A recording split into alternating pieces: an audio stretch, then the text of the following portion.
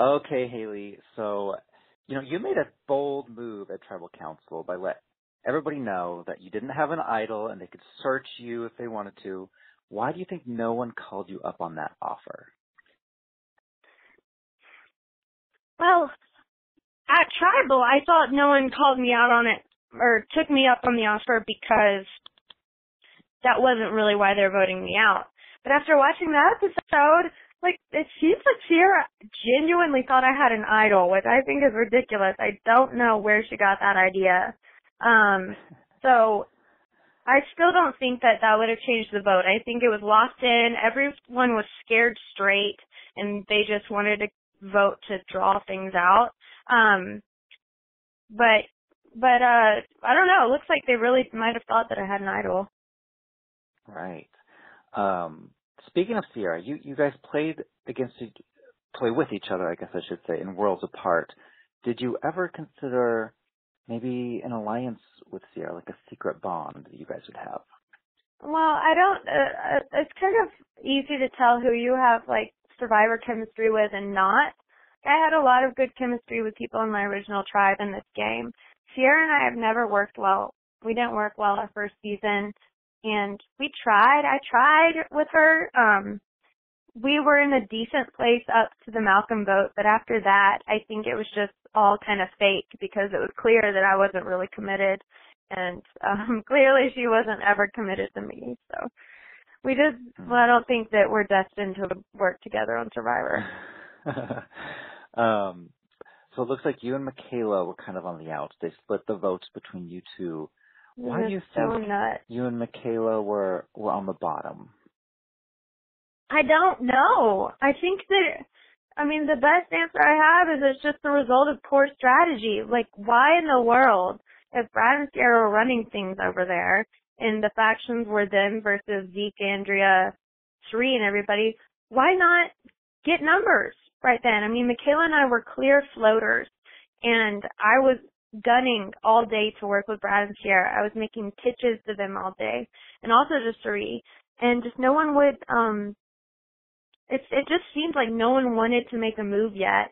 So it was like, okay, let's bide some time. Let's clear out these floaters. It can be easy votes without having to stir the pot.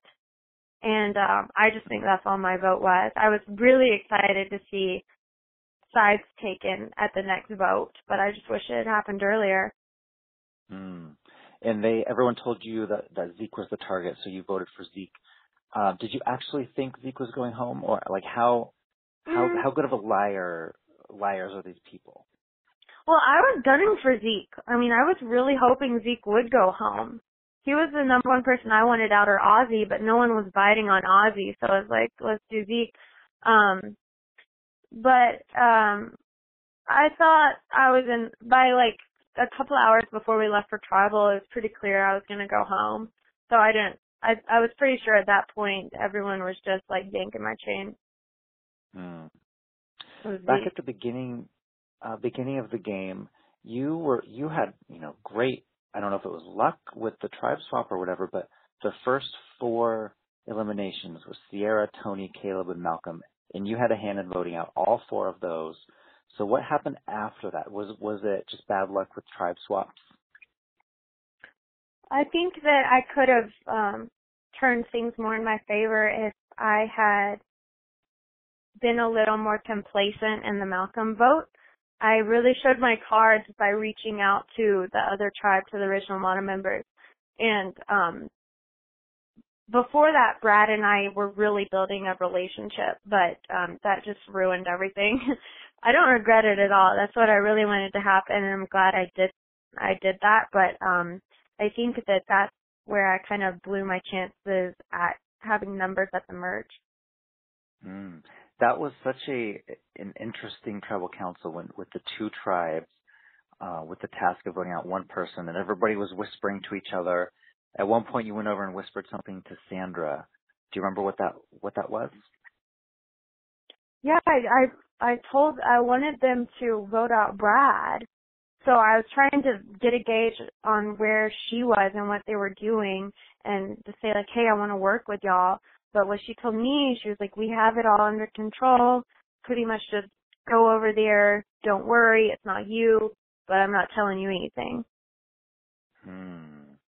So you wanted to work with Sandra legitimately, and she was kind of keeping you at arm's length. Yeah, I think that they just didn't want anything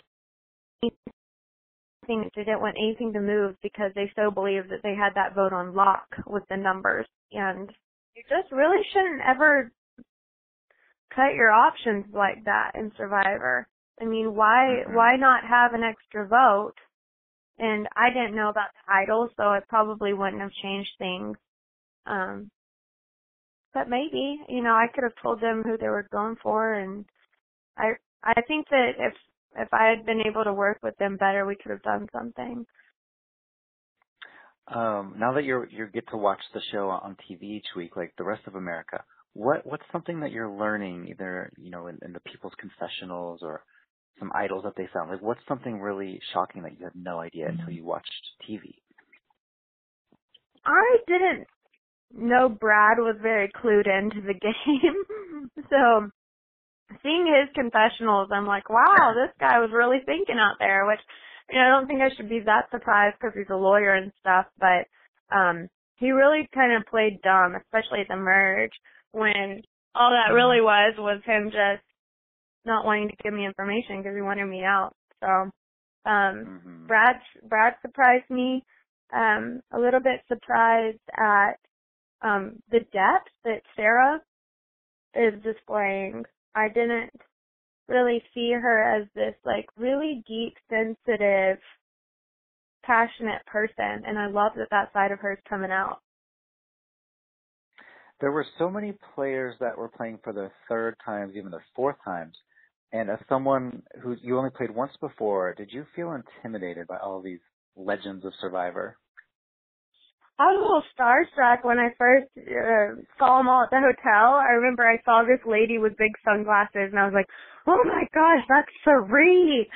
But after that wore off, I was just really excited. I was like, wow, I'm in an incredible position right now with all these people with targets on their backs. I can fly under the radar without even trying. So I was excited that there were those big people in the game. Right. I remember the first few episodes, it was Sari and Ozzy were at each other, and Sandra and Tony were at each other. So you were golden for a few weeks there. Yeah, it was easy. I mean, I didn't even have to campaign.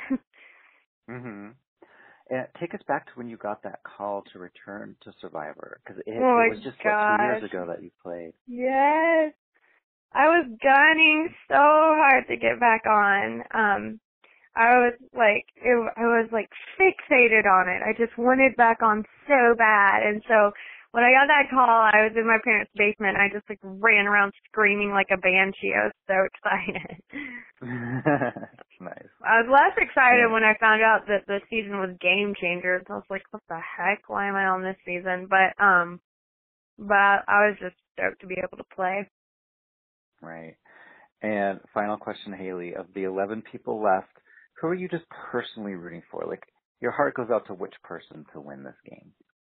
I want Andrea to win. I think she's awesome. I just really like her, and she's incredible at challenges. I think she's an all-around really strong player. Would like her to go far.